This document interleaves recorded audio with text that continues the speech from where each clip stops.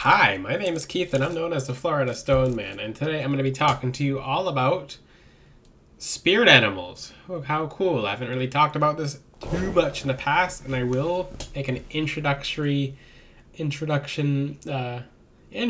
video on spirit animals. This is going to be a cool video because it'll help you look at the spirit world differently and the physical world differently. When it comes to spirit animals, what's a spirit animal? And this is a very good question.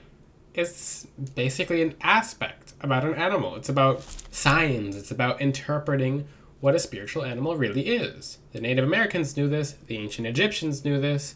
But every culture has their own different ways of perceiving spirit animals.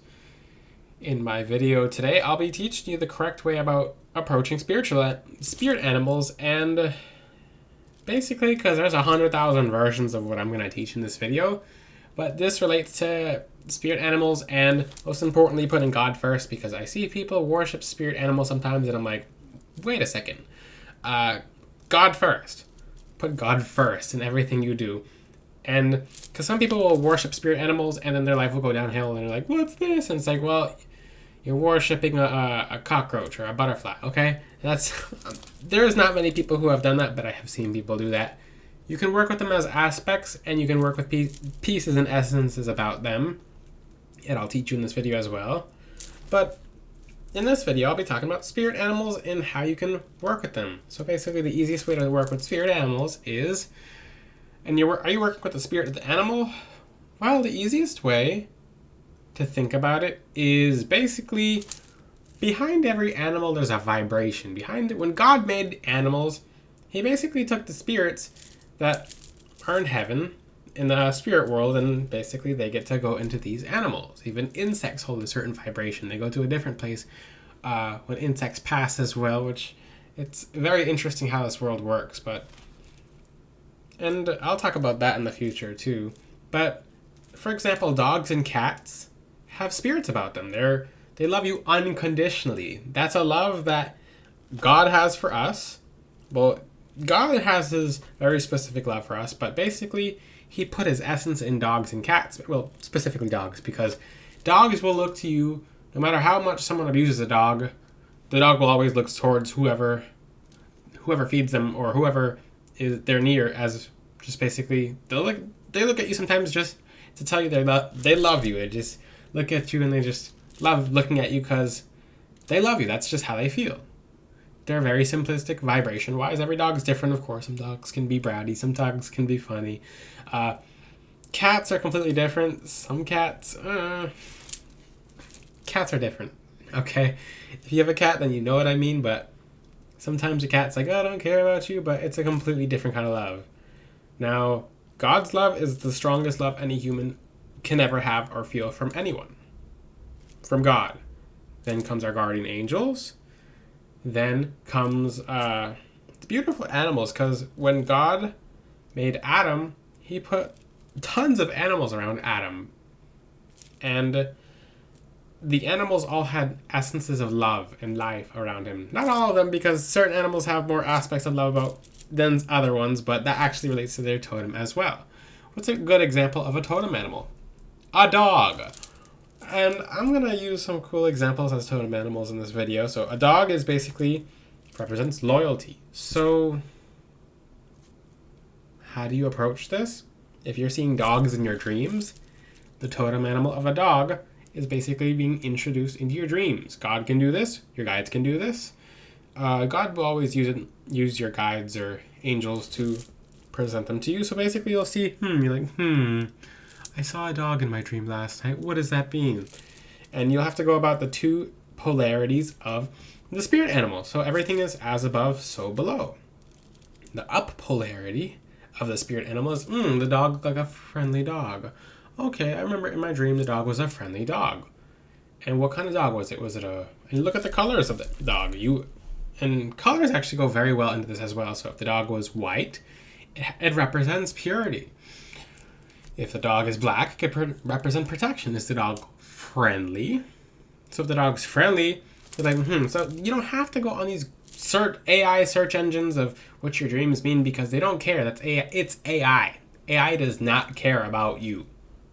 That's it. It doesn't. It's literally AI. It doesn't have a soul, but it mimics things that do have a soul.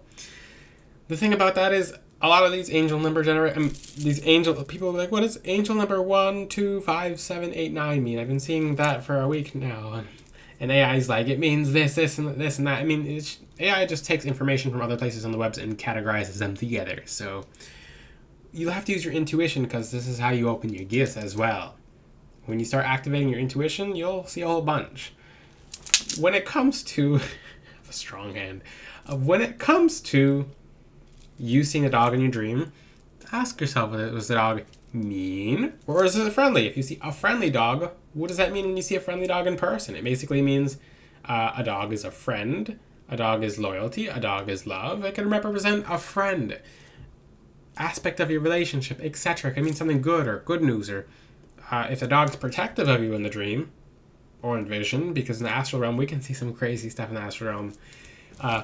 That basically means that dog is protecting you. It means your guides are protecting you. Most importantly, God is protecting you, and you can't see it. But if you see a dog that's very angry and mean, and maybe it's coming at you, it means threats. It means black magic. It could mean accidents. It could mean someone's going to do stuff behind your back, etc. If the dogs don't make it up to you in the vision or dream, it means you're protected from a threat, and it could have been really bad. So that's an example. That's the totem animal of dog.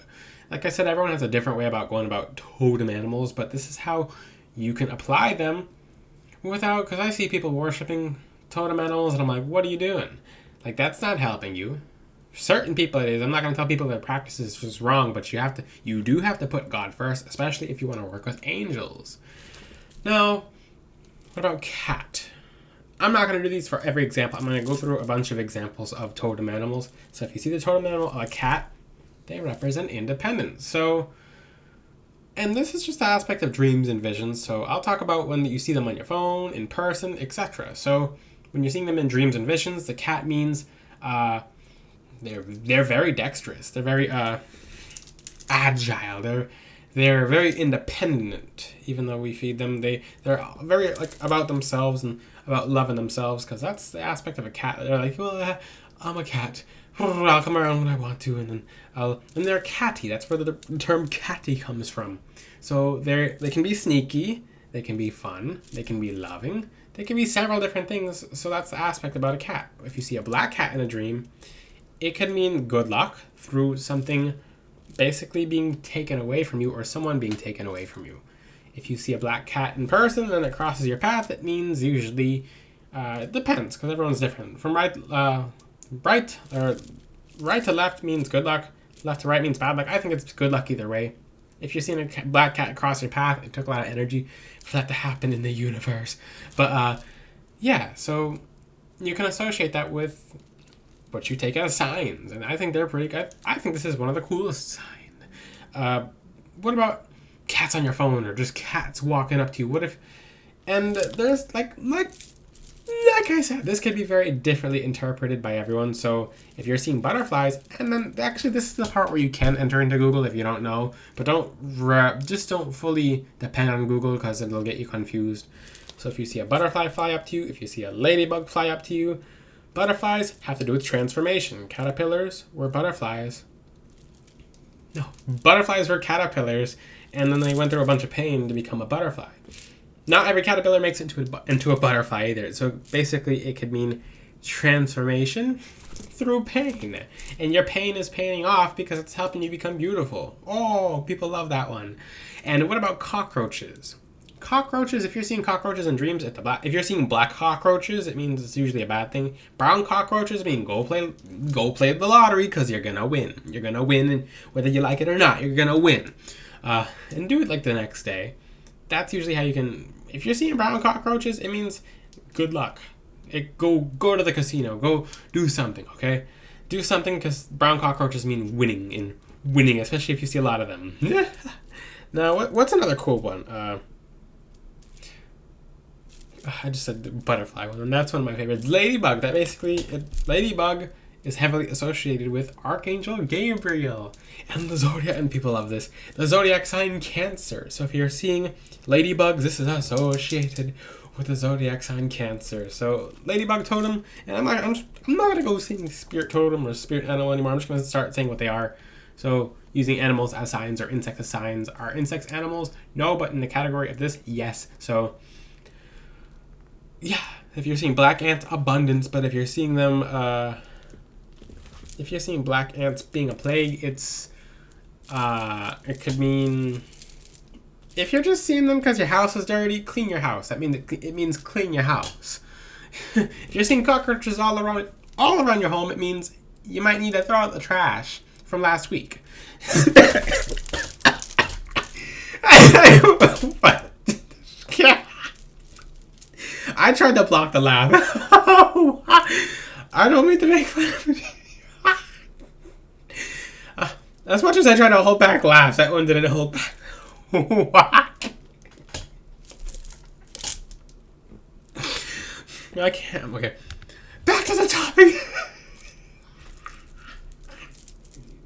I'm sorry. It's true. Okay. If you're seeing wolves on your phone, if you're seeing lions on your phone, it could mean wolves have to do with the pack and strength and endurance.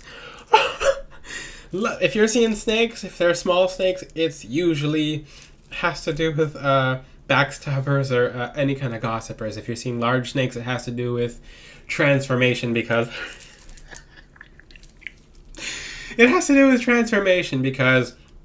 those snakes have shed a lot of layers of skin to get to where they're at. That was not comfortable for them. So large snakes are very good luck.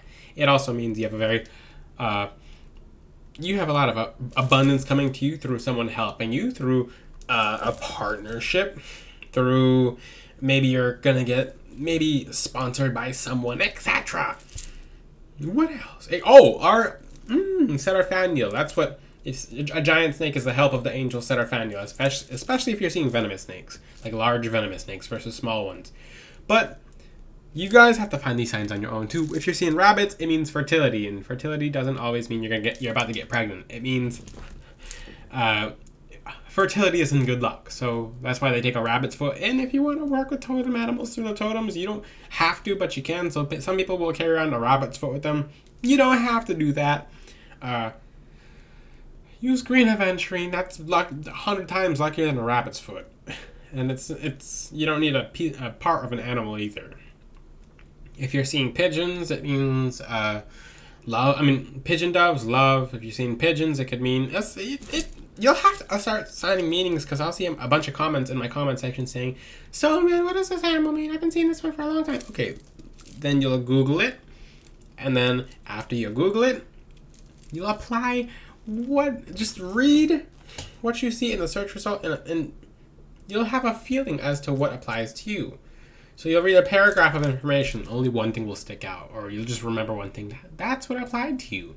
So you're going to see these in real life and in dreams. So different archangels have different associations with different things. Like brachial can be... Actually, brachial is butterflies, but mainly dragonflies. Another one is Jehudiel. Jehudiel is bees. He's the archangel of work. Now there's a whole bunch more. There's a whole bunch. So you'll have to look online, or look online first and then use your intuition for the rest. So this much online and then the rest is intuition. So you just have a base. So St. Michael the Archangel, you might see falcons or hawks or some bird of prey that's very protective or very like bald eagle. It depends on your area. It depends what you're seeing on your phone, what you're seeing on the TV, etc. This video is all about spirit animals and totems, and if your insects are totems as well, because they carry very specific vibrations. So if you have bees flying up to you, it's because bees knows what's sweet. Bees know exactly what is sweet. So and I have bees fly up to me all the time. And yes, I wear certain essential oils in my hair, but they'll be coming up to me places that bees normally don't fly, such as the gym. So I do smell good because I make my own skin products and hair products, etc. But bees somehow find me in the most unlikely of places because I guess it's mainly because I feel like I'm nice to everyone, so they gravitate towards sweet, and they gravitate towards one thing. Bees, okay, more angel of abundance. The angel of abundance is heavily associated with bees too. I don't know why bees flies up to me sometimes. I'm just like, oh, hello, bee. One of the angels basically said something about singing a queen bee song, and I'm just like, I haven't even thought of why these bees are flying up to me. But in certain videos, you guys have seen birds circling on top of me, and I mean, everyone has different things. You'll resonate with different animals, so with one person, you might just see this all the time. The next person, you might see this. Certain people will get followed by crows and ravens, and that basically means mysteries and abundance, and just it could be 100,000 different things. It could just because that totem animal likes following you. It could be you have iguanas chasing after you because it's just a frequency you're vibrating on, and they're going to be on their same frequency as well. Iguanas can mean beauty and abundance because they're green, and it could mean it could mean protection. It could mean protection through being nice and having because iguanas are not nice, but they're beautiful, so they know how to defend their beauty because iguanas will whip you with their tail if you try to grab them. So they're, like I said, this has endless meanings. You'll have to assign your own at one point, but this should help get you started off. So when you see something like this, or you'll see a bee or a bug fly up to you, and you don't feel like it's coincidence, then there you go. You'll have your own meaning for it. So I'll have a future definition of why. I know Archangel Jehudiel, he's associated with bees as well, so I'll just have bees flying all over me. And I don't even mind. I know they're not going to sting me. I mean, even if they do, I don't mind. It's just a bee sting. It's just, I've done certain shadow work where I told that in the past about ants crawling all over me and stuff like that. But in the astral realm, that helps you get through some of your shadows. And ooh, you can have a shadow totem animal as well. So basically, if you really hate a certain animal, or if you're disgusted with a certain animal, it basically look up the aspects, because those aspects are what you need to learn about yourself. So for example, someone says, I hate spiders. Spiders. Spiders are all about patience and cunning and stability. A spider has to set up that web in a place where it's not going to be bothered, and it has to wait. So it has to, number one, set itself up and establish a stable place to be able to catch opportunity, which is flies, and be a home, basically stability, plus patience. And a lot of people who really hate spiders lack certain aspects of stability or patience. Someone who doesn't like horses, for example. Horses represent endurance and strength. People who I've talked to who don't like horses, they lack endurance with anything they do, or some things they do, not anything. And they don't have strength in certain aspects. Like, those are the kind of people to, like, take off from certain things. They're just not fully pledged themselves to something they've started. I hope this video resonates with you guys. This is a really cool video. If you have any questions, you can ask them in the comment section. Until then, I'll see you guys next time. Ciao. Ciao.